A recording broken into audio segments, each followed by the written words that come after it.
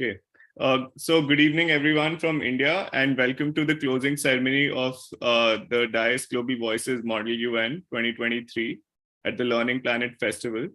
The Learning Planet Festival is hosted by the Learning Planet Alliance as well as UNESCO to celebrate the International Day of Education. And this was the second edition of the Model UN that was hosted by the Dais, along with many partners as a part of the festival.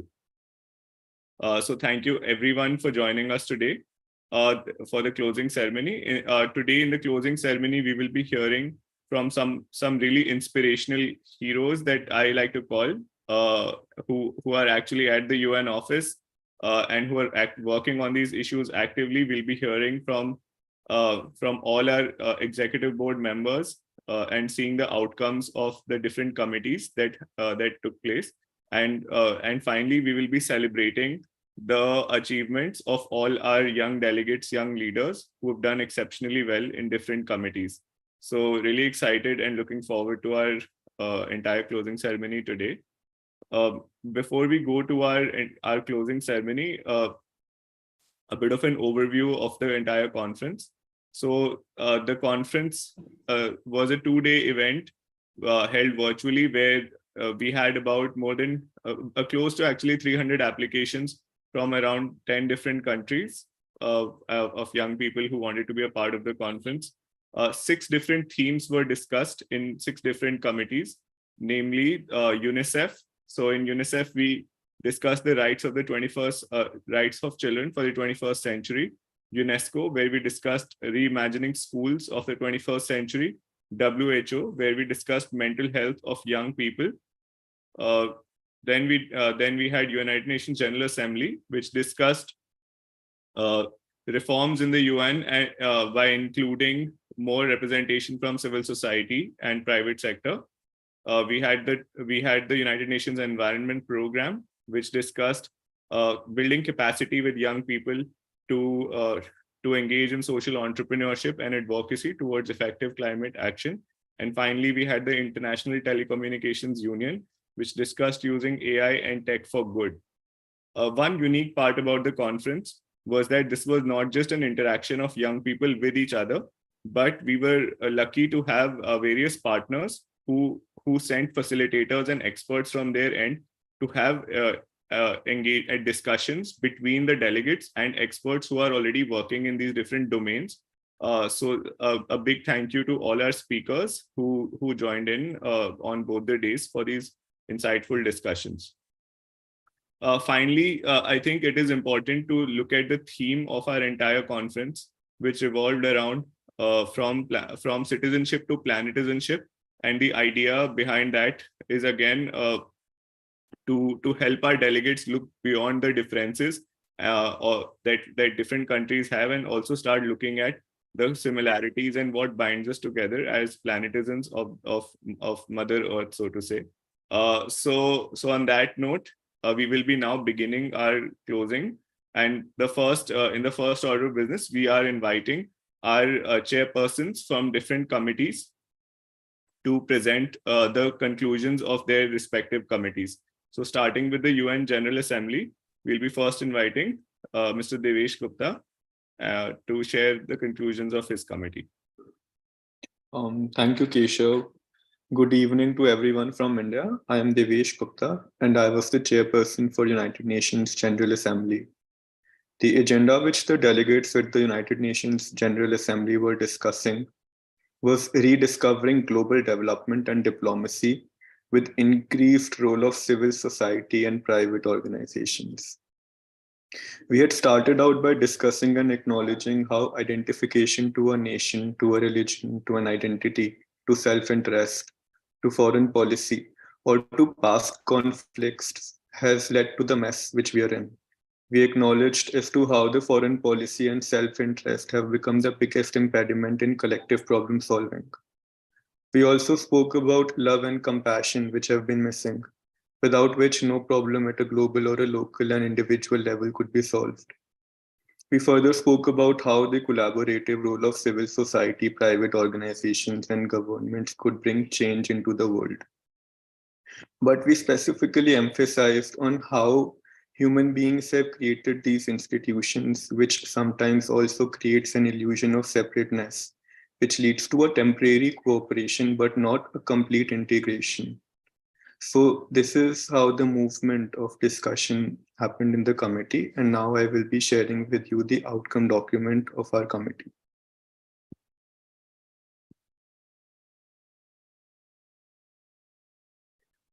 Um, One specific way in which we had discussed was that instead of talking about specific countries or conflicts, we took the entire issue in totality. For example, violence. So we would talk about violence in totality and not a specific instance of violence. So the recommendations which have been made by delegates are in a manner where they not only target a specific country but also try to talk about issue in totality. So I will be reading out certain of the recommendations which have been made. The United Nations General Assembly strongly urges the international organizations and all relevant agencies of the United Nations to provide the affected parties in international armed conflicts and non-international armed conflicts the required support, training, workshops, and campaigns for a sustainable living, and urges member countries to dedicate a fund annually specifically for this purpose. To cooperate with conflict affected countries and provide with support mechanisms to make sure that education of children and other stakeholders does not stop. To work towards achieving the targets of sustainable development goals for individual countries. We further United Nations General Assembly further acknowledged the need to establish an international, impartial, and independent mechanism to assist in investigation and prosecution of people responsible for the most serious crimes under international law which have occurred in Ukraine during Ukraine-Russia conflict. Further, the members of the committee also spoke about ratifying the Rome Statute and cooperating fully with the International Criminal Court, and also bringing the perpetrators of injustice and violence and also of international humanitarian law and human rights law to justice. Then there were other recommendations which were made. I will be reading out few more. The delegates also emphasized on the role of civil society and private organizations for increasing awareness amongst youth and harmful effects of drugs, and to also speak about a complete consciousness change of human beings to make them aware about the separation which gets created by identification to self-interest, foreign policy, and to past conflicts.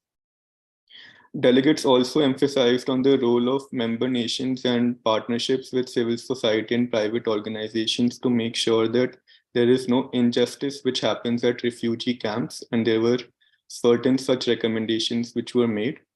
And finally, the delegates also spoke about how the member nations, civil society, and organizations should come together to find ways in which principles of sovereignty, self-interest, and foreign policy doesn't become a limitation towards finding common solutions for the world, and also to talk about the duties which falls upon nations under the principles of responsibility to protect without misusing them for the very same principle.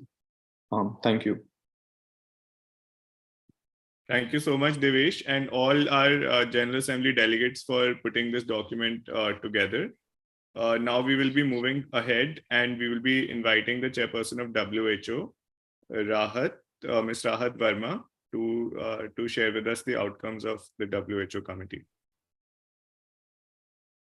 Hello, everyone. I'm Rahat. I was the chair of the WHO with the agenda being addressing mental health issues and well-being, especially with respect to the challenges that the youth faces today. The committee sort of developed in a manner where we did a problem identification exercise of what is actually going into the issues that come up with mental health. The biggest, I think, takeaway from me was that the young people of today have a very solid hold that mental health issues are very important and there should be blanket agreement on addressing them. with nobody letting their country's foreign policy or cultural practices interfere with the concept that healthcare should be for all. And I will now share the results of the committee. Just if you could give me 1 second.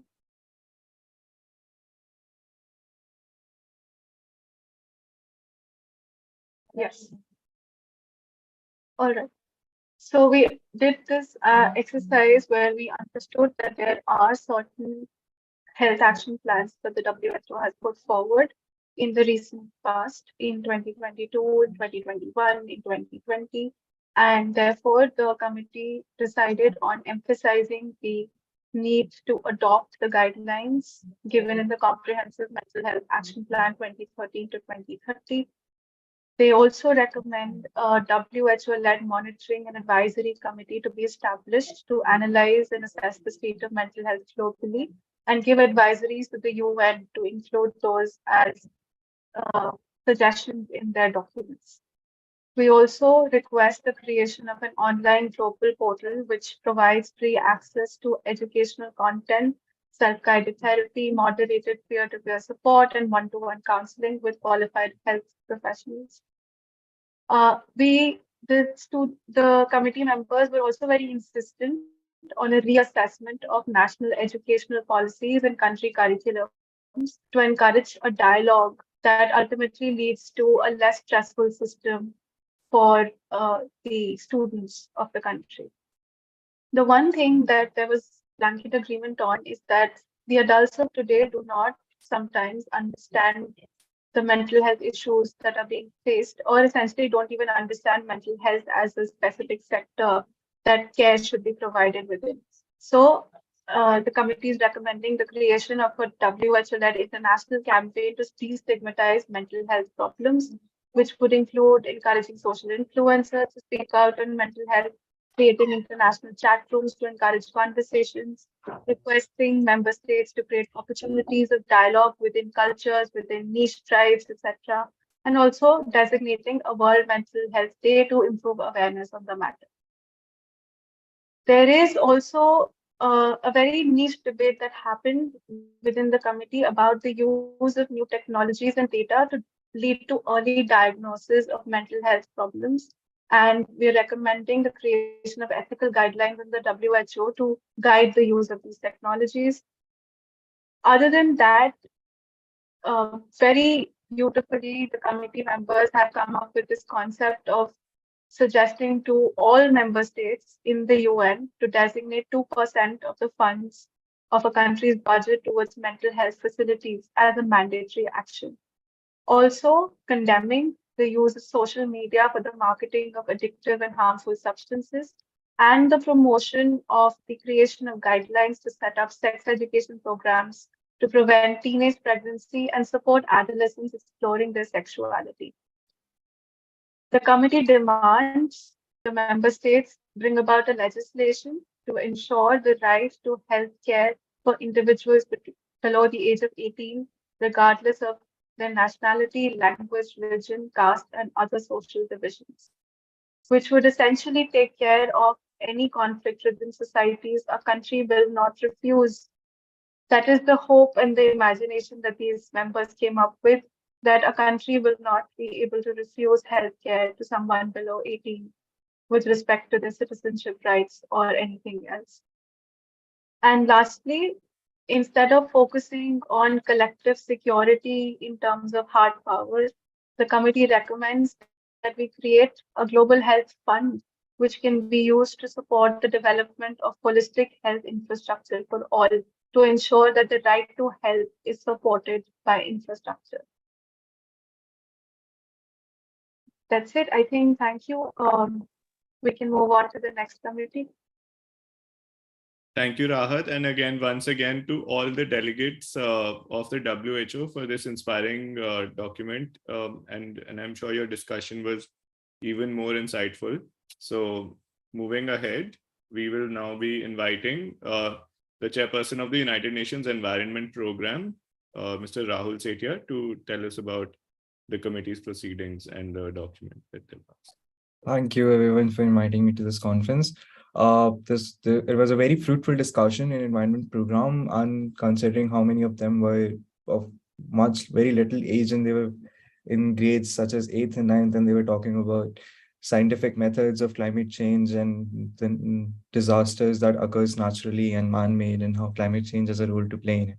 So it's very fruitful to hear such little students read about what's been happening outside in the real world. So there was much like a very fruitful and a very formal discussion that happened in environment program on the first day. We discussed educational leadership for the youth. We discussed social entrepreneurs and how they have a very big role to play in eradication of the climate change, of the race of the climate change. At the end of this committee, we passed a draft resolution unopposed. Let me just share my screen. It's visible, right? Yes.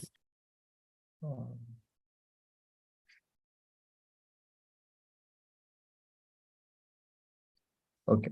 So in this draft resolution, we had a very fruitful discussion as well. We had 2 to 3 points of information from different delegates, and we had two speaking sponsors. And this was the first attempt at their draft resolution, so it came out really well. So we discussed how immediate, like the most important, the hot topic for this committee was that immediate actions and immediate steps have to be taken as of now in order to tackle this race against climate war, as the temperatures have been rising concerningly and has now reached a critical point. 900% damage has been created, and also 90% of the natural disasters today which are caused due to climate change. So the most approach by this committee was towards addressing the immediate policy changes that can be brought upon to reduce the temperatures from the critical nature. We discussed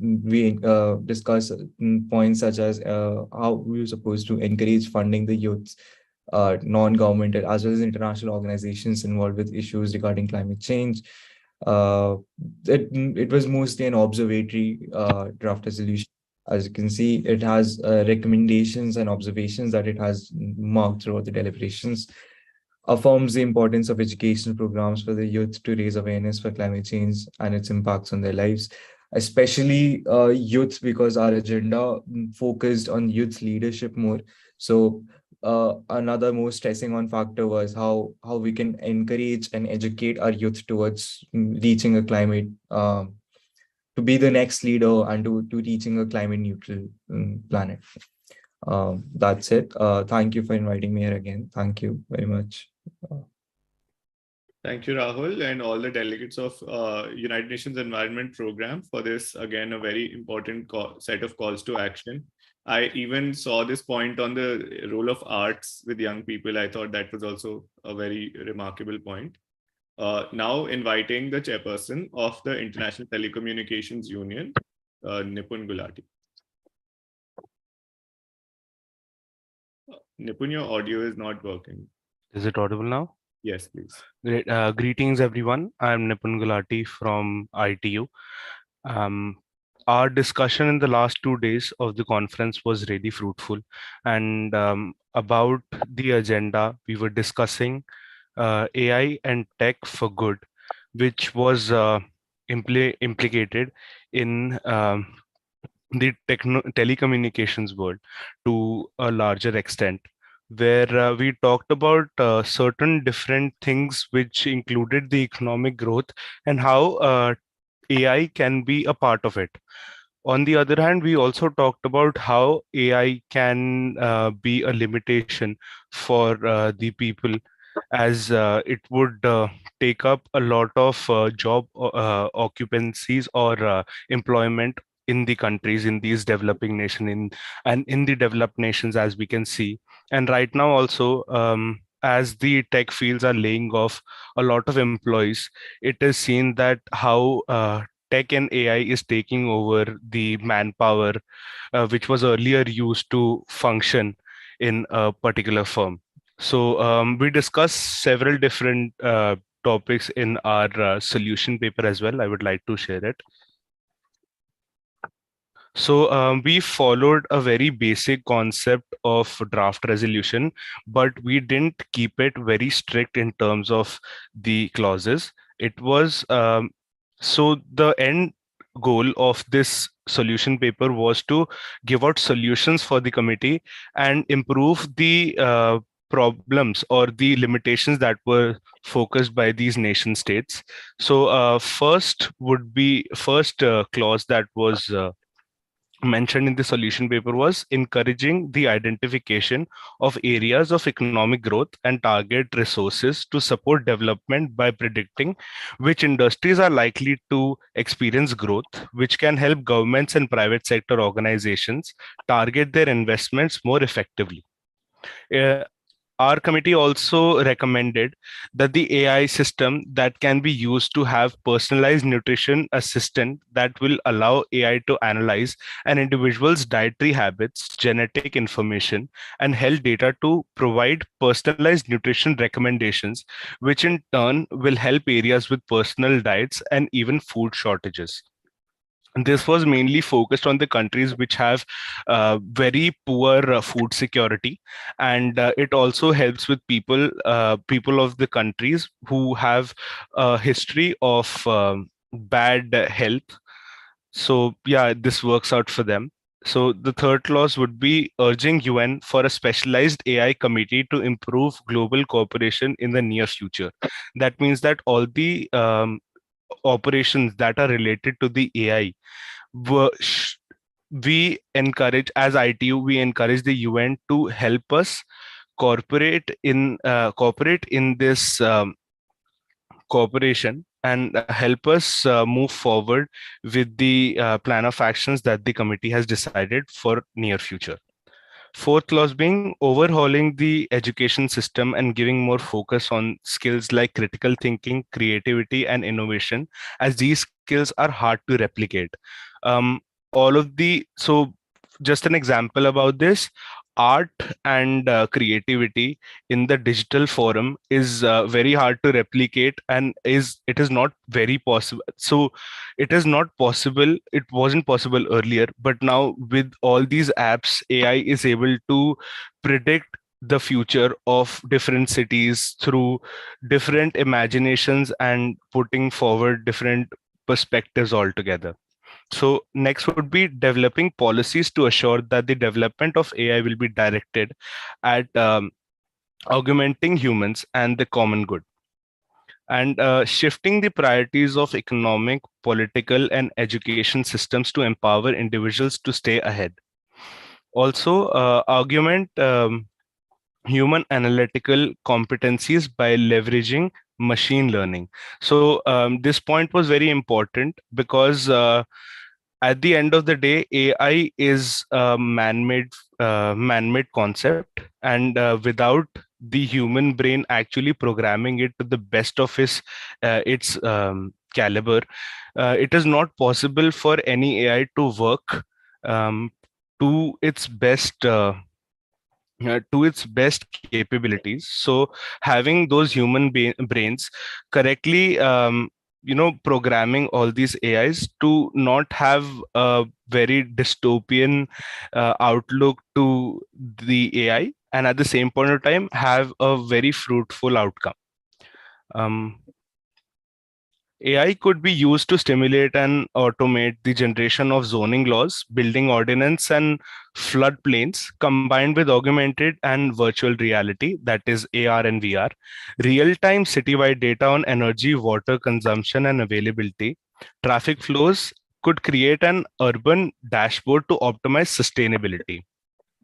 To cope with the growing problems of unemployment due to AI, government can promote upskilling and retaining programs that can help workers acquire the skill and knowledge needed to adapt to change the job market, including fields that are related to AI and automation. Those were some few points from our solution paper, there are other solution papers, other directives in the solution paper as well, that are more specific and detailed about the different agendas that were discussed, different topics that were discussed in our committee. So all in all, ITU for the last 2 days has been great in terms of discussion, in terms of relevancy of the agenda as a whole. And yeah, I'm thankful to the Dais for having me as the chairperson. Thank you so much. Thank you, Nipun, Bhavya, and Mayank, all three of you, for facilitating this committee so well, and all the delegates who've again come up with these wonderful points and solutions. Now we will be inviting Sehajveer Singh, chairperson of UNESCO. Also, I know Sehaj was also a chairperson last year of UNESCO. So again, Sehaj, welcome back to the conference. Thank you so much. Just a quick check. I hope I'm audible. Yes. Great. So I'll just share my screen and present the solution paper that we came in consensus to as a committee. So just to contextualize this, these were 11-year-olds, 12-year-old students from not college students, and everyone was attending their first MUN conference. And the maximum number of experience that we had in this committee was it was one person's second MUN conference. So in that sense, I believe that they've done some commendable work. More than providing creative solutions, I think it was very important for them to recognize the problems and talk about the problems on a very fundamental level. I think when we grow up as adults, you miss out on some very basic and fundamental concerns and problems in a very concerning topic like education. And these kids have brilliantly come forward and presented a solution paper that reflects their ideas.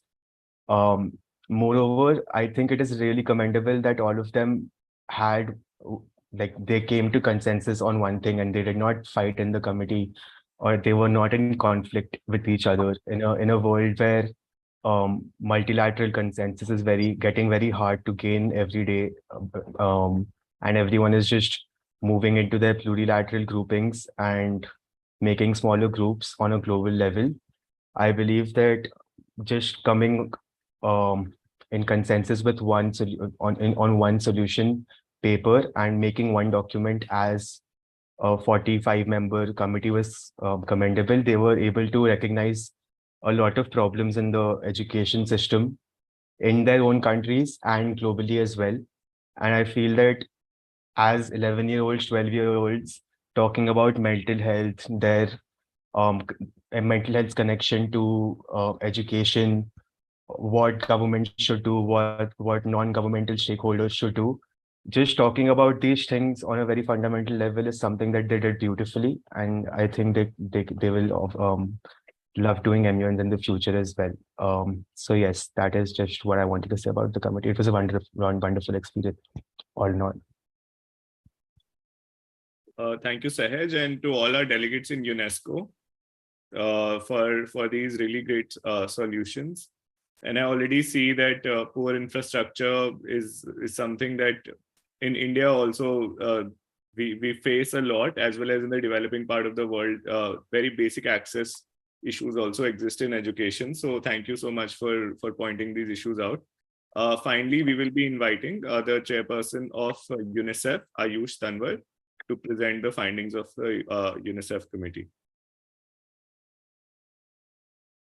Yes, I hope I'm audible to everyone. I'm also trying to switch on my camera. I hope no one's too busy. Ayush, yes. Yes, firstly, I would like to take this opportunity to thank the entire team from Dais to have me here. To give a brief background about the committee, we did not have so much strength in terms of participation, numerically speaking. However, the delegates are very enthusiastic towards learning more. And there was a constant dialogue happening amongst the delegate and the executive board towards how we can make a better future towards UN and the world in toto. The committee was discussing the rights of children in 21st century. and we did give extreme amount of importance to the word 21st century, because we realized that rights of child and children is a very ancient topic and idea.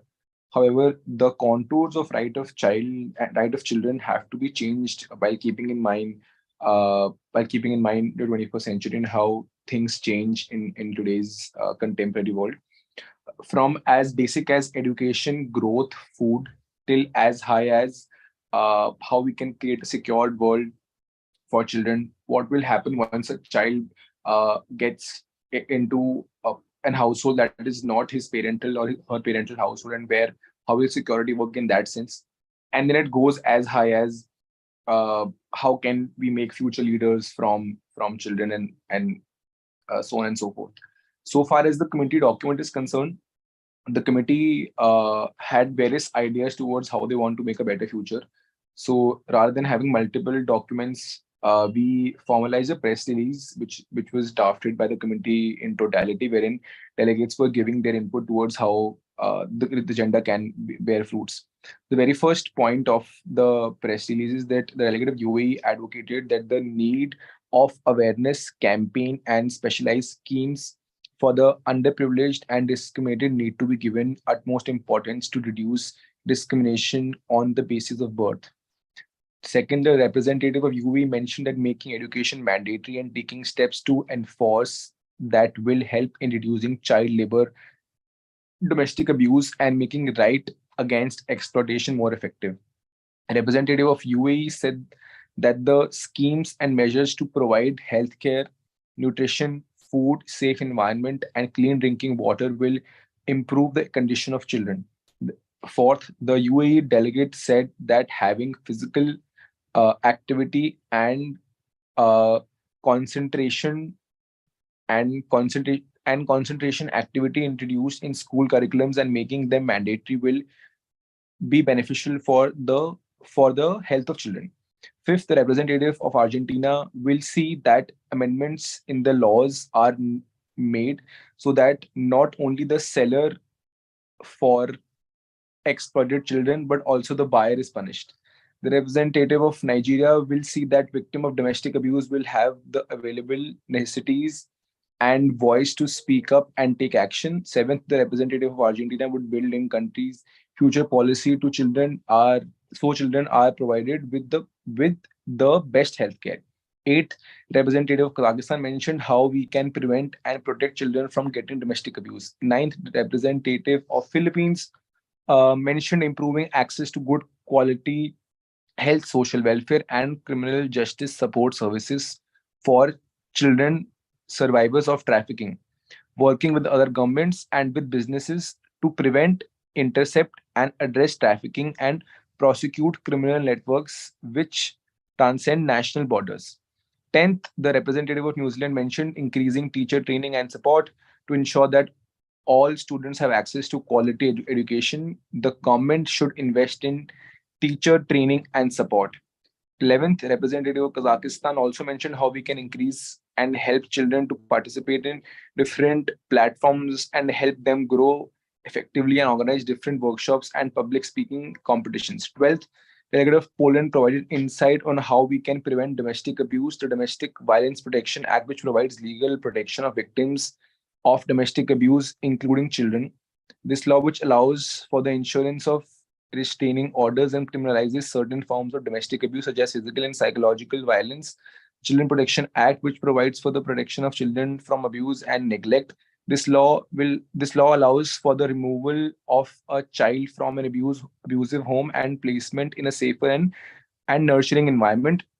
The National Program for Prevention of Domestic Violence, which aims to prevent domestic abuse and protect victims through the provision of services such as counseling hotlines, and shelters. In addition to these measures, it is important that society as a whole takes action to prevent and address domestic abuse.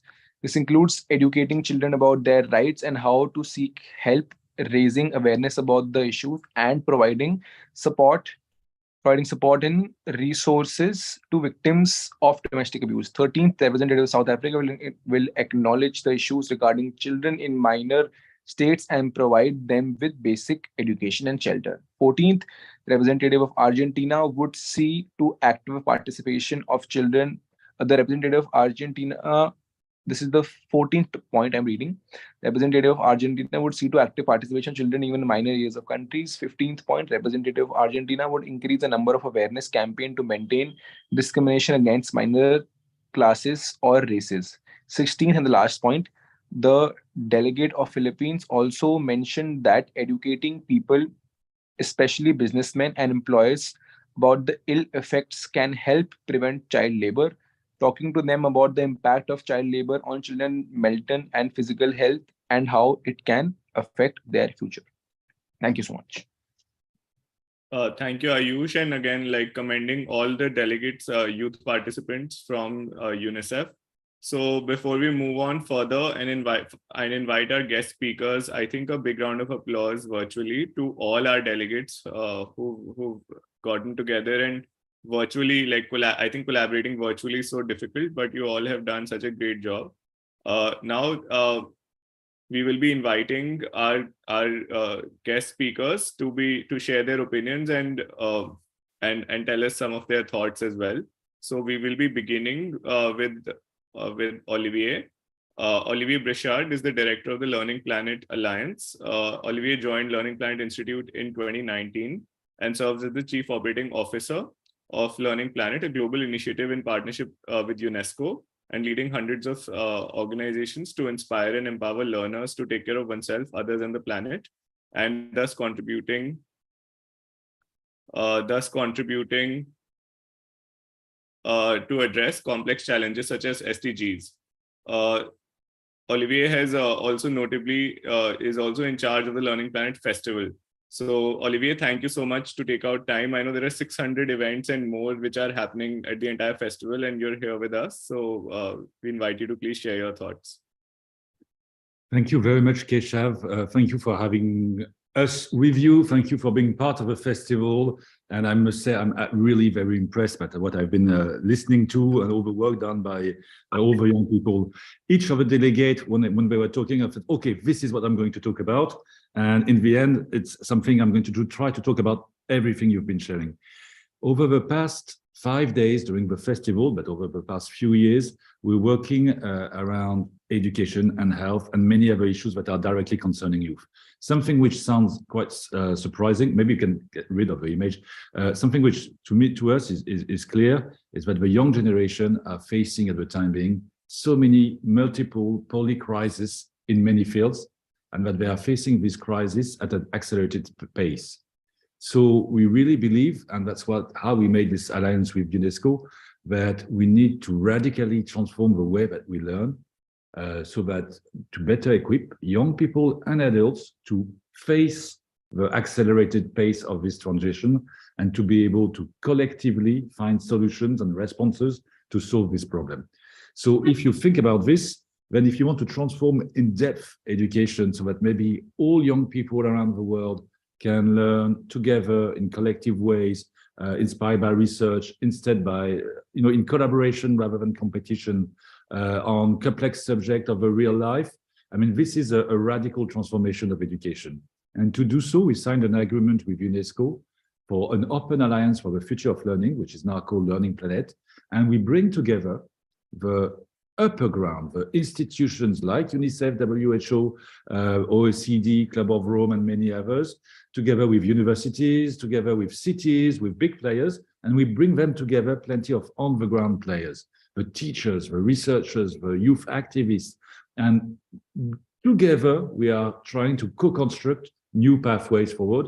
And in each and every program we do, each and every initiative, we make sure that youth can participate. And can participate in a very active role, not being alone, but really in an intergenerational dialogue. And so when listening to everything you've been saying is very impressive. And I just wanted to say a few words also about the dynamic. Participating to the Dais and the Model UN sessions, as you are doing, you are also being part of this Learning Planet Festival. And as Keshav mentioned, there are more than 630 events that took place around the world, co-organized, and this collaborative spirit is key co-organized with 500 partner organizations. We have participants from 185 countries, tens of thousands of participants, and this really creates an incredible dynamic. And if I go one step further about things around youth, it's very important we think that we're able to find some symbolic, strong message on which we can work together. So the concept of planetism that you've been discussing during the festival and during the Dais session is of interest, because if we want to move further than global citizenship, which today could be challenged by many countries closing their frontiers and having some very strong nationalist temptations, how do we rethink the world in a way that not only do we have citizens, but that we make sure that all the young people, the 1.8 billion young people under 18, are also citizens of the world, or at least planetizens?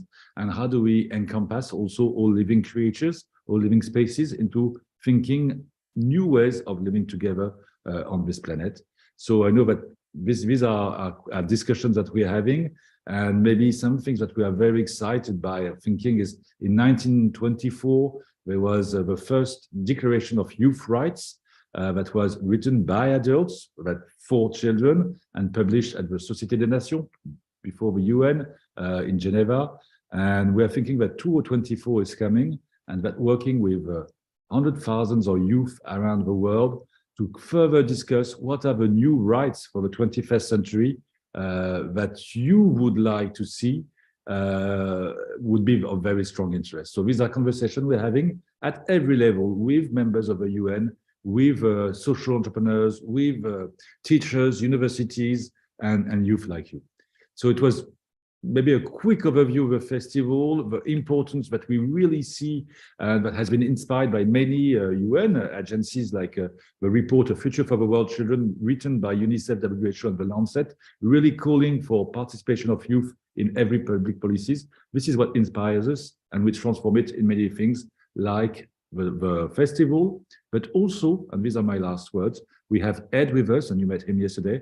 He's been running a series of youth empowerment circles, creating a youth council that co-designs a lot of what we do at Learning Planet, having some youth fellows, inviting young people from all over the world to join forces into conversation and action plans. So I think we are very happy to have the Dais with us. Thank you very much again, as a very strong supporter of the youth empowerment approaches of Learning Planet, and congratulations to you all for all the work that has been done.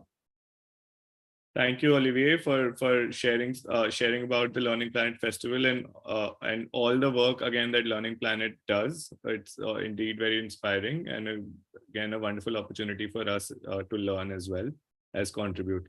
We'll now be inviting our next speaker, Mark Polan.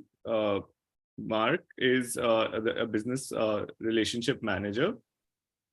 Let me just get Mark to our screen. Mark is a business relationship manager, currently serving as the president of the United Nations International Civil Servants Federation, UNICEF, and the United Nations Field Staff Union. His UN career started in 1992 when he joined the United Nations Truce Supervision Organization in Jerusalem as a field service officer.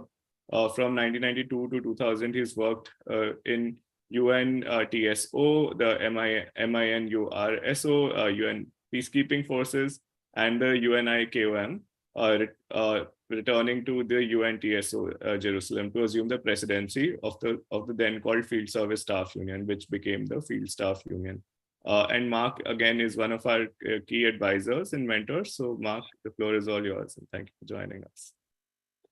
Thank you, Keshav, and congratulations, first of all, to all the delegates for some very interesting papers and positions that have been put forward. I think the work that has been done was really very good and useful, and I hope to see some of these delegates walk into our United Nations General Assembly someday. For me, I wanted to talk a little bit about something that I feel and see is lacking more and more, and that is trust. I don't know if any of you is familiar with Edelman Trust Barometer, but I recently saw the one made up for this year, and I will see if I can share the URL. No, that's not working. Okay. I was planning to share the URL to the Edelman, but you can look it up, Edelman Trust Barometer. And it shows a continuing decline in trust globally, trust mostly in governments and institutions. And I think with that comes a reduced trust in the UN and other big organizations. Thank you, Roy. But yeah. And I think for the world to tackle the problems that we have, there needs to be a lot more unity. And I think without trust, or with less and less trust, there will be less and less unity. So this is something that I wanted to impress upon the youth of today, to find ways to become more united, to find ways to get involved in your local institutions, in government, and find ways to rebuild trust. I think that once we have higher levels of trust in both government, interestingly, trust in business has been going up, but trust in government is on a decline, and I think that's a very bad sign for things to come. I do believe, though, that we can turn things around. And having seen some of the proposals made by the delegates here, gives me hope that indeed we might be able to pull that off. Having been a civil servant, international civil servant for most of my working life, I would also highly recommend anyone here who doesn't become a delegate, meaning a diplomat within the UN, to consider a career in the United Nations. It is something that is extremely rewarding. It can be tough. The UN is a big organization, as you know. It is made up of many different organizations within the UN system. And also there, we sometimes see that unity amongst the different UN organizations is not always what it should be. And that makes you wonder, we should all be working towards the same goals, but somehow there is duplication, and we need to improve. So we need to have bright minds to come in and try to bring change, not just to the world, but change to the UN and to the UN organizations. I came across a nice little picture that I will try and share here. Which I found striking. I saw this today on LinkedIn. I don't know if it's visible to everybody, but it's a nice depiction of what the difficulties are to change systems and how complex it is. And that's why I think we need brighter minds, younger minds to come in. And I don't know how I go back to my camera now. How do I get rid of the picture? I don't know. Here. No, I don't see anybody else.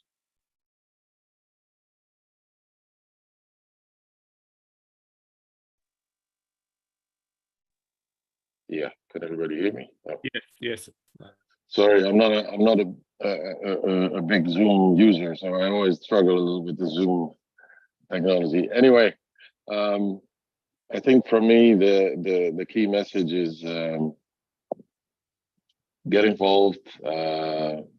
Young people nowadays, I think, are much smarter and much more informed at a much younger age.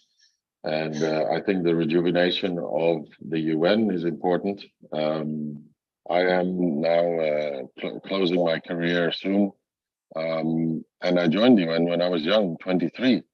Unfortunately, the trend I have been seeing within the parts of the UN that I have been operating in is not very promising. We don't see a lot of young people coming in, and this is in part because of certain policies of the UN that we are working hard to try and change.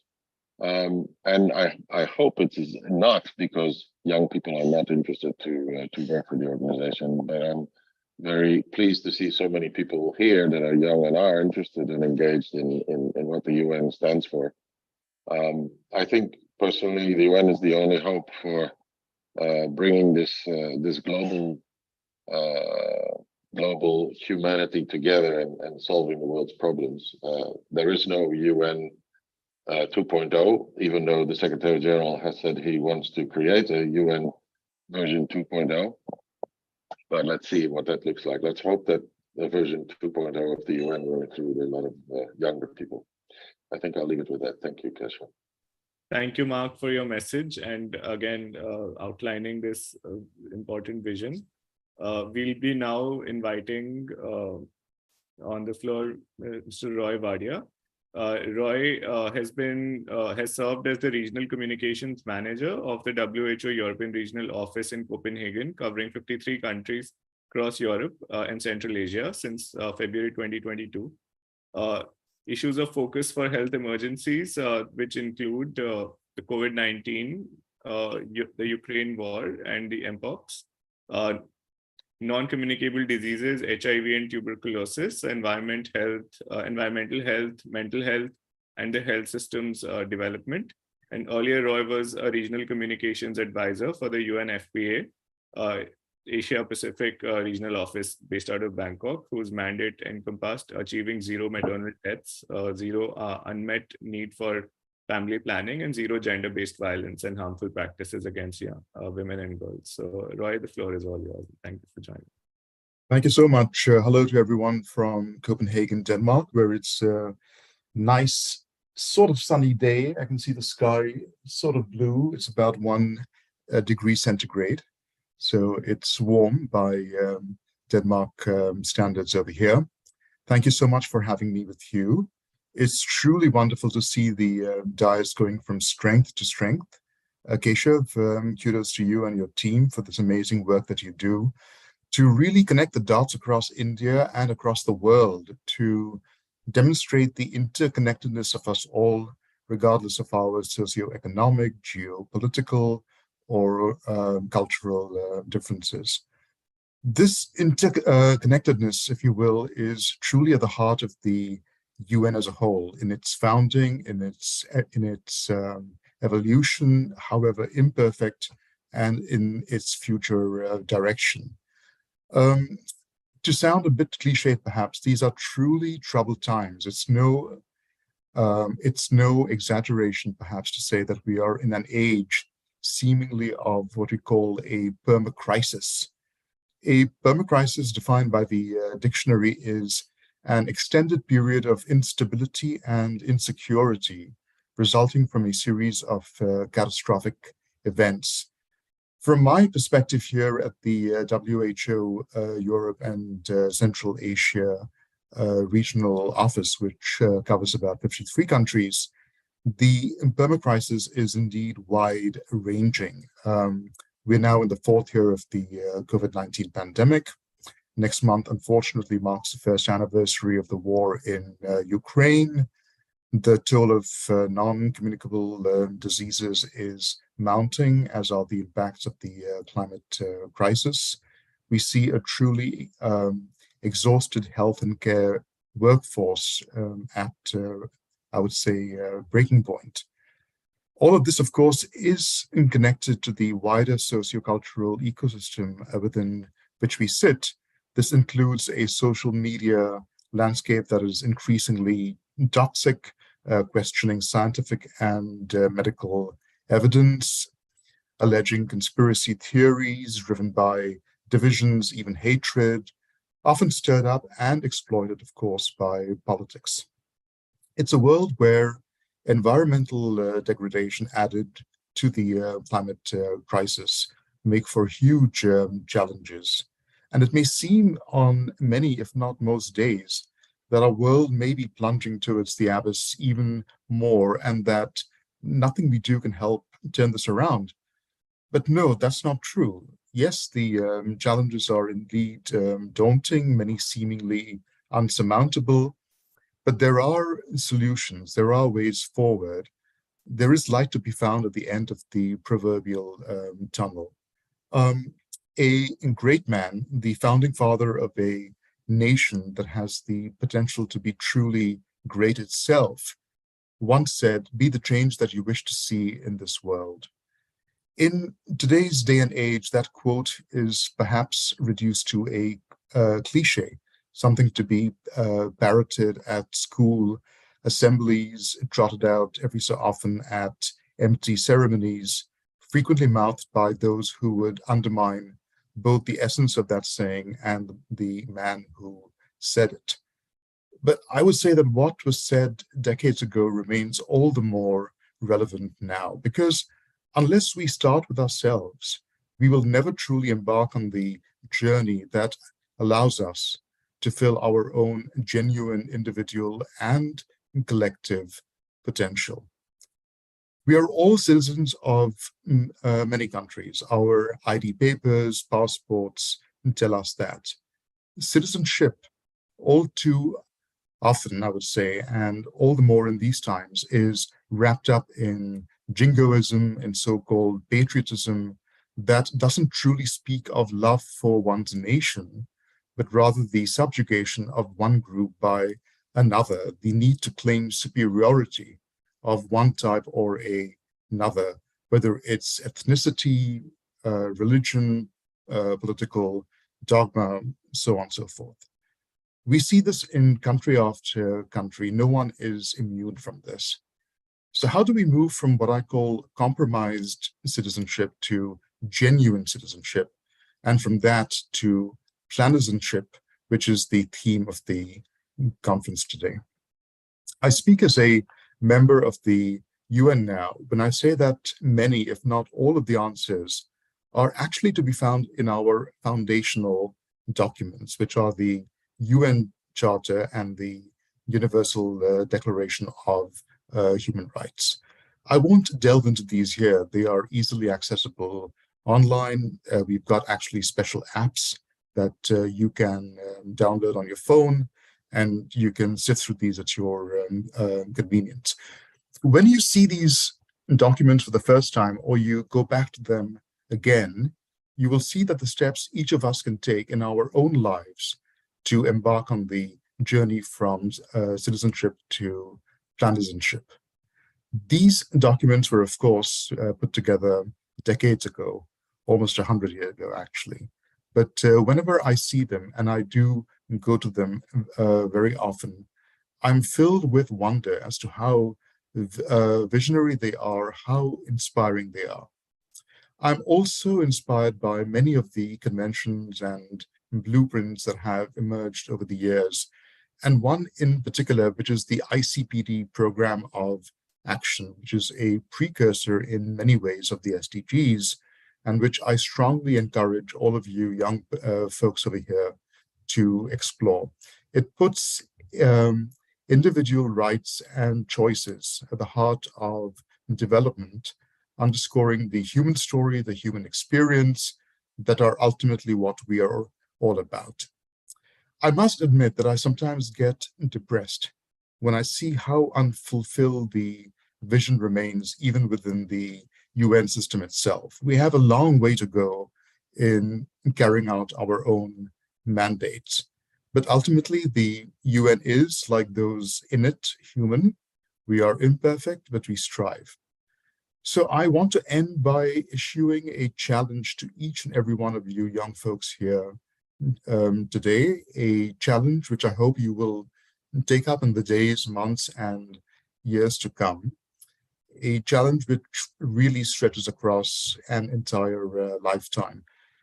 And it's this, it may sound simplistic, but challenge yourself to really question everything you have ever learned at home from your parents, at school, college, from your teachers, in your social circles, from your friends and your acquaintances in your own country, from your governments, from communications channels, including media, social platforms. This also includes challenging us within the UN agencies and member states alike. We need to earn trust, which is something that Mark just spoke about. Question everything through the lens of the principles that are found in the UN Charter and the Declaration of Human Rights. Are you living those principles? Can you live those principles? What is stopping you from living those principles? And what actions can you take in your own lives, your own work, your social interactions that will incorporate those principles? This constant questioning, I think, of oneself and all that surrounds us and the actions that we take are what will, I think, restore us and save us as individuals, communities, societies, and as a planet. This really applies to all aspects of our lives, including our health, physical and, of course, psychosocial, which is the issues that my own work focuses on here at the World Health Organization. I know that all of this may sound a bit high-flown and very unattainable, perhaps, but I feel genuinely that it's the only way that we can start to recalibrate. And you are perfectly poised at this juncture of your own lives to do so. What I've heard has actually proven that. So thanks to you for the wonderful papers and the outcomes that you've shared. We, a few months ago at the World Health Organization European office, created a forum called Youth for Health. And this brings young persons together, including future health professionals, medical students, nursing students, so on and so forth, to contemplate and take action on burning issues like mental health, the climate crisis, gender equality, sexual and reproductive health and rights, social media, toxic ecosystems. And we got about 400 young people together in Albania to start the first ever European WHO youth platform. And we are taking this to all our countries, our 53 member states at the end of this year to formally launch this. And the aim is that we want governments to genuinely include young persons in policymaking. So whether it's in the health ministry or any other branch of the government, how can you truly and genuinely incorporate young voices in crafting, strategizing, and then implementing policies that impact them as well? Once again, this may sound very high-flown and very Pollyanna-ish, but we can take steps that are practical and concrete, and one thing will lead to the next. Like my colleagues here said, for those of you contemplating entering public service, including the UN, I truly encourage you to do so, because this is extremely important. We heard that fewer and fewer young people are entering into public service.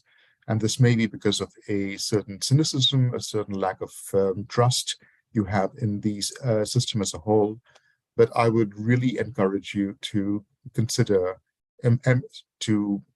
consider embarking on this path.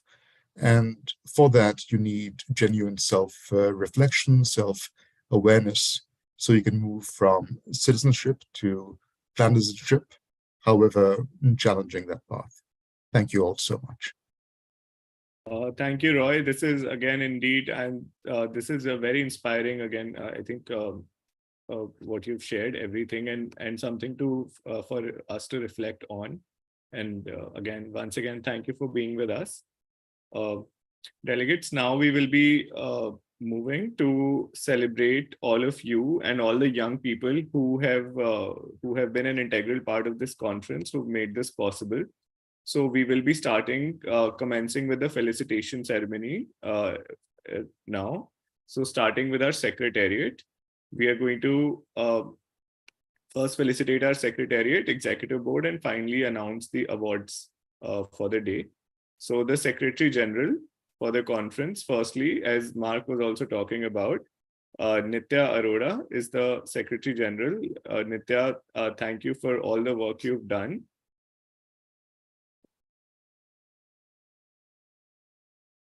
Let me just get Nitya on the screen also for everyone. Thank you so much. And it is something that even the UN has not achieved, as Mark had said. Do you want to say something very quickly? Yes, I'm really glad to have been given this opportunity to be the Secretary General for this conference. And it was really inspiring to see young individuals talk about all of the youth issues, not only discuss those issues, but also come up with some amazing solutions. So it has been a wonderful experience for me. Thank you so much. Thank you, Nitya. Then we have our Director General, Ms. Ria Garwal. Ria is not available at the moment. She was also doing some organizing work. Moving further, we would like to acknowledge the efforts of Ms. Sargam Jain, the Head of International Press. Sargam, I hope that you're with us. Yes, yes. Just very quickly getting you on the screen for a 30-second remark. Would you like to say something, Sargam? Yeah, so I was hopping in between all the committees and seeing the delegates speaking so much about the agendas and the way they were speaking and making out solutions. It was amazing. The secretariat, the EBs, they worked all very hard. So the conference was a success altogether, and thank you everybody for joining in. Thank you, Sargam. Now, moving forward, we would like to acknowledge the efforts of Kohana Marwa. She was also, as the Deputy Director General, she was also our Master of Ceremony yesterday. Then the next person is who we are acknowledging, again, an integral part of our conference, Priyansh Chauhan, Deputy Secretary General. Priyansh, if you're with us. Hi, Keshavya. Hello, Hi. everyone. I'm outside, so apologies if you hear any background noises. But this whole 2 months being a part of Dais has been amazing for me. For every second that I've worked, I've tried to learn something new from my colleagues as well as Keshavya himself.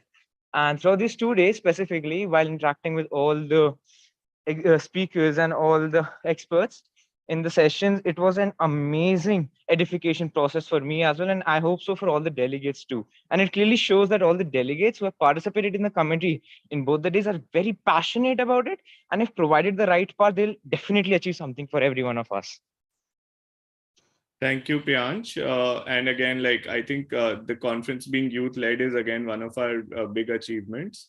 So thank you. Now moving further,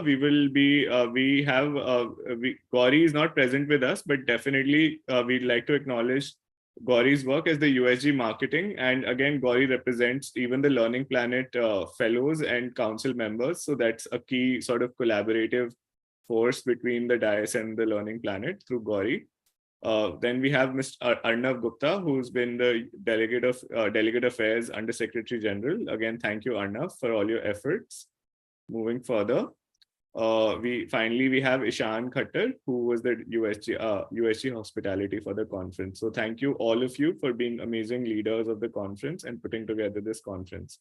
Now we will be quickly felicitating our executive board members for all the hard work that they have put in managing the committees and creating consensus between delegates.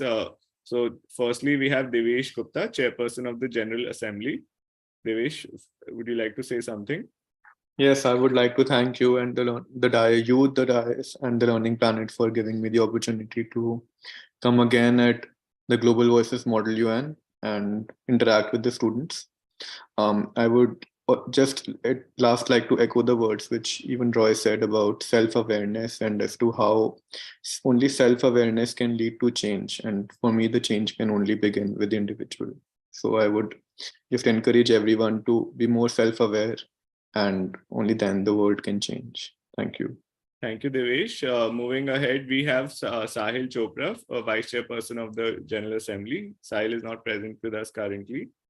So we'll be moving ahead with our next committee. So the United Nations Environment Program, Rahul Setia, Chairperson. Rahul, are you with us? Yes, it was a very fun experience with chairing the environmental program. We had a very few we had very young delegates, especially here. So it was mostly students from 8th or 9th standard, and they participated very extensively in this discussion. So I was, at the end, it was a very fruitful and good use of my time at this conference. I love to be here. So thank you. Thank you, Rahul. And Rahul is again one of the alumni that we have seen from his school days, going into law school and now giving back to the MUNs as a facilitator. So thank you, Rahul, for all that you do. Moving forward, we have Ananya Pandey, Vice Chairperson of the UNEP committee. Up next, we have Ayush Tanwar, Chairperson of UNICEF. Ayush, would you like to say something? I think Ayush had to drop out of the call. So then further we have Rishi Pasricha, Vice Chairperson of UNICEF. Then again, I think Rishi is also not there on the call. Then we have Nipun Gulati, Chairperson of the committee ITU. Nipun, if you would you like to share something with us? Okay, Nipun also had to leave. So moving ahead, we have Mayank Veervani, Chairperson of ITU. Next, we have Rahat Verma, Chairperson of the WHO. Rahat. All I have to say is thank you so much for involving me in the discussion, especially with respect to mental health. It's something I'm personally invested in. And as always, Keshav Gupta and the Dais team, and now the Learning Planet family for inviting me, letting me talk, letting me interact with youth voices, and just rediscovering hope in this young generation, that there is so much to be done and they're willing to do it. Thank you so much. Thank you, Rahat, also for your contribution in the Imagination TV program for non-violence. Thank you. Now moving forward, we have Shifa Sharma, Vice Chairperson of WHO. Moving ahead, then we have Yogit Chaudhary as the rapporteur for WHO. Then moving to UNESCO, Sehajveer Singh, Chairperson of the UNESCO committee. Sehaj. Yes, just want to thank all of you for being here, and obviously the Dais for providing me this opportunity. I personally slept throughout my first conference back in 5th grade, which was like 7-8 years ago. So I hope this MUN and my committee was not as boring as my first MUN, and I hope it inspired some people to continue doing MUNs. And for me, it is always like, since my early stages, the Dais has inspired me to be connected with MUNs. So yes, it's always a wonderful experience being here. Thank you so much. Thank you, Sehaj. Moving further, so that's our executive board, and again, kudos to all of you. Now moving to our awards. Finally, the awards for the committees, different committees. So we will be announcing the awards, and we request the delegates, if you're present, to kindly you can open your screen and join us, and we can all congratulate you for your achievement. Starting with the General Assembly.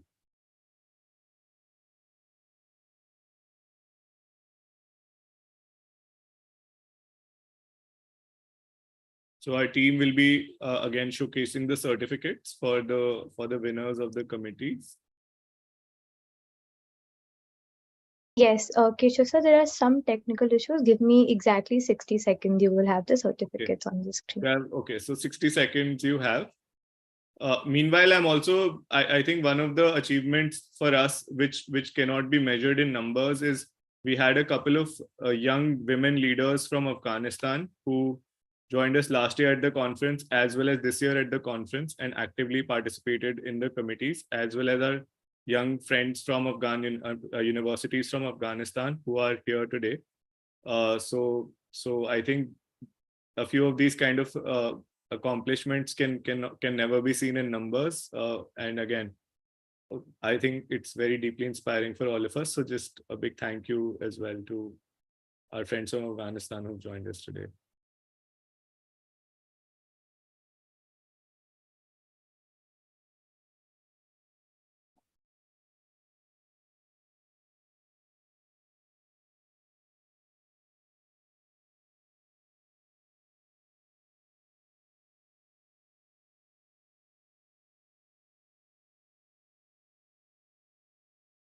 Okay, so we have the awards as well, finally.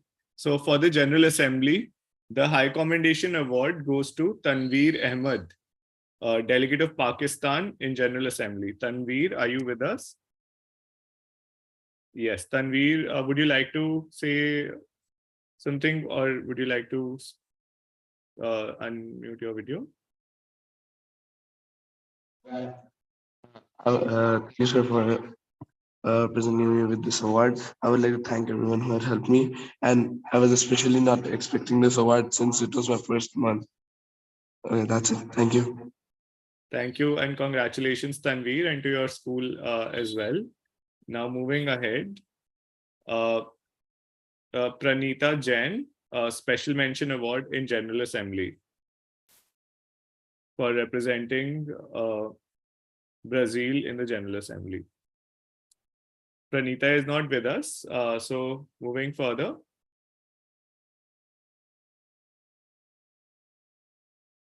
Best Delegate Award for General Assembly for UNEP committee. Then we are moving to the UNEP committee, goes to Devanshi Deka from representing China in the Environment Committee. Devanshi, would you like to say a few words? Since it was my first online immune, it was a great experience with the committee and my executive board. And it was a great learning experience, and I hope to see it go in future. Thank you, Devanshi, and again for joining us. Moving ahead, Manat Kaur, delegate of Switzerland. Congratulations for winning the High Commendation Award. Manat, I know you're with us. So would you, please share a few words if you wish. I think the MUN was very productive. I've always been very attached to net zero and how we can make buildings net zero. So I think I was able to speak my heart out on whatever I wanted to and whatever I've always wanted to advocate for. And I think I got the perfect platform to do that, as well as discuss it with other cavaliers who were really good.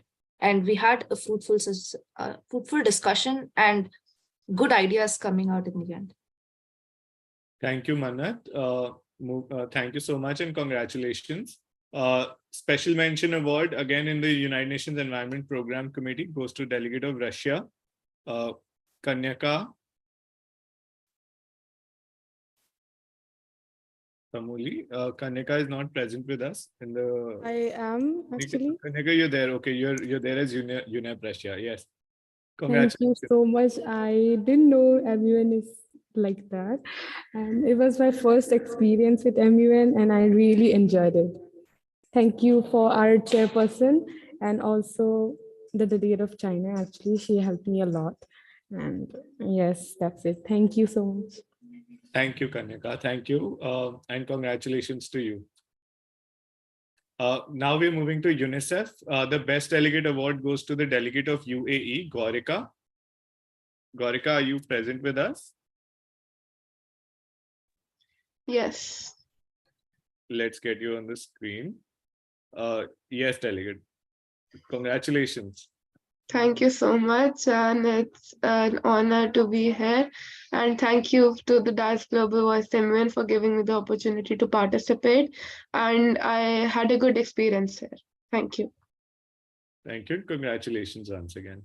Moving ahead, we have the delegate of Argentina in UNICEF who won the High Commendation Award, Hari Narayan Singh. Yes, thank you for the award. It was a great experience in this MUN. I loved it this time. Thank you. Thank you, Hari, and congratulations to you. Now moving to the International Telecommunications Union, we have Tamanna Gupta winning the Best Delegate Award in ITU. Tamanna, are you present with us? Yes. Congratulations. Thanks a lot. Thank you for organizing such a great MUN with on-point debate and deliberation. A second thank you to the chair for guiding us no matter what and keeping the committee interesting throughout. Thank you. Thank you. Thank you, Tamanna. I'm also seeing that most of the best delegate awards are being won by girls this time, and as the last time. So that's also really heartening to see that that all our girls are leading the way, not just in secretariat but in committees as well. So moving ahead, we have Vatsal Gaur, High Commendation, ITU, representing delegate of Syria. Thank you so much for this opportunity. This was truly fun, and in my honest opinion, discussing upon the topic at hand and discussing with the fellow delegates, it was truly a really good experience. Thank you so much. Thank you, delegate of Syria, Vatsal. Then second High Commendation Award in ITU, delegate of UAE, Padmashri Deora. I would like to thank the vice chair and chair for supporting me. It was my first MUN, which was a great experience to me. That's all. Thank you. Thank you, and congratulations, Padmashri. The special mention award for ITU goes to delegate of Pakistan, Himalaya Mondal. Himalaya, I know you're with us on the call. Yes. Yes, sir. Yes, sir. Thank you, sir. It was a great experience. It was my first time here. I want to thank everyone for helping me in this, for achieving this. Thank you. Thank you for being with us, Himalaya. And like we hope to see all of you again with us whenever we regather. Up next, we have WHO. Best Delegate Award goes to the Delegate of Canada, Amruta Shri, representing Canada in Canada. Yes, Amruta, congratulations. Yes, sir. Thank you so much. This is the agenda itself is a very important one, according to me, and the experience was wonderful. Our chair, vice chair, the other delegates, it was an amazing experience. All of them were so sweet. They were so amazing, and yes, thank you for organizing this event, first of all. So yes, thank you so much. Thank you, and I hope that again all of you continue to inspire us. Since I also moderate the Zoom calls, I know Amruta was again one of the first people to always show up whenever we would open the Zoom call. So Amruta, kudos to your consistency and your enthusiasm as well. Moving forward, delegate of Argentina, WHO, High Commendation Award for representing Argentina. Yes. Congratulations, Tanya. Thank you so much. I would like to thank everyone involved for this opportunity and giving us youth a platform to express our opinions. And of course, our amazing chair, Raha. Thank you so much. It's really great honor to me for this best delegate. Thank you once again. Now moving ahead, we are awarding the best delegate for UNESCO to Hiral Prajapat for representing Pakistan in the UNESCO committee. Hiral, are you with us? So I thank the Dais for giving me this opportunity. It was a really fun day today and coming back again soon. Thank you, and wishing that you keep winning these awards and we see you at the UN office very soon as well in the future. Moving ahead.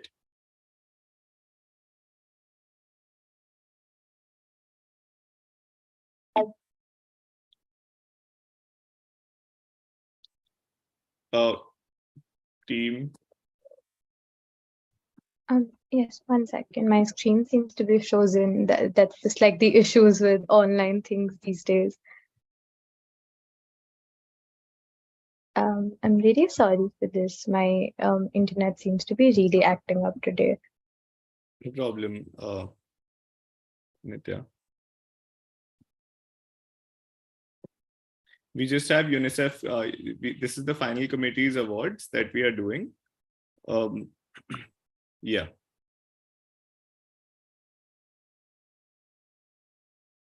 Okay, yeah. So Arnav Jain, congratulations. Arnav is being awarded the in UNESCO High Commendation Award representing Iran. Arnav? Yes, sir. So thank you for this award. And I was not expecting this because it was my first seminar of my life. And I thank you everyone, my mentors and everyone who supported me. Congratulations once again, Arnav, and hope to see you do more Model UN in the future as well. Thank you, sir.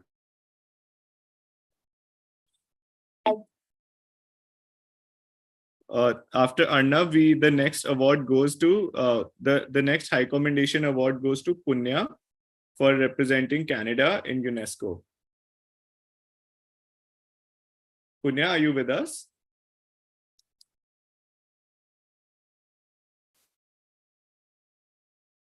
No, yeah, Delegate of Canada, Punya, you have the High Commendation Award. Moving further, if Punya is unable to unmute, the next award for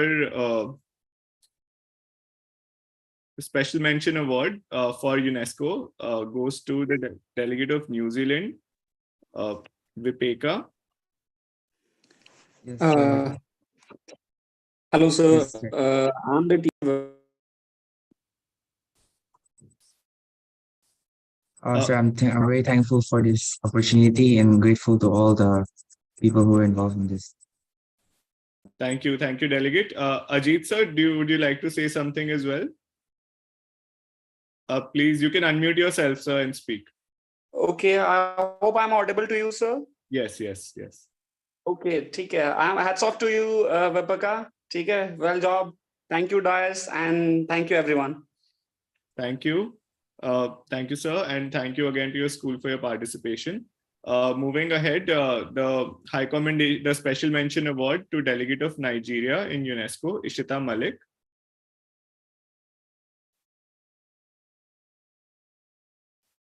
I don't think Ishita is present with us.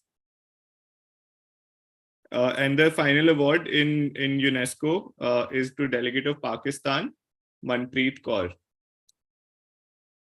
Manpreet, are you present with us? UNESCO, Pakistan. Okay, so that concludes our list of final awards. And for the information of all our delegates, everyone's participation certificates and these award certificates will be available to everyone in over an email by next week. Just calling upon our General Assembly chairperson, is there a Best Delegate award that we have missed? Yes. So the Best Delegate award goes to the Delegate of Iraq. Delegate of General Iraq. Assembly. Yes. Are you present with us?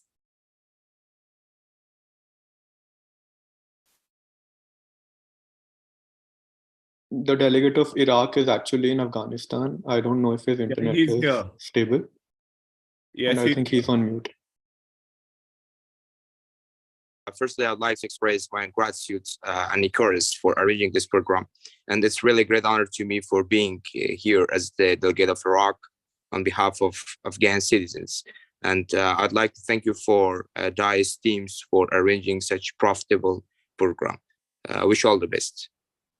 Thank you so much, Fek, and also your university and your faculty members for making this possible. Thank you. So that brings us to the end of our closing to the felicitations.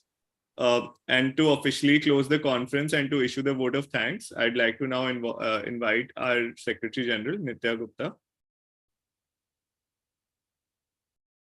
Hello, just a quick confirmation if I'm audible. Yes. My internet seems to be really shaky today. Right. So, hello everyone. It is my utmost pleasure to present this vote of thanks today.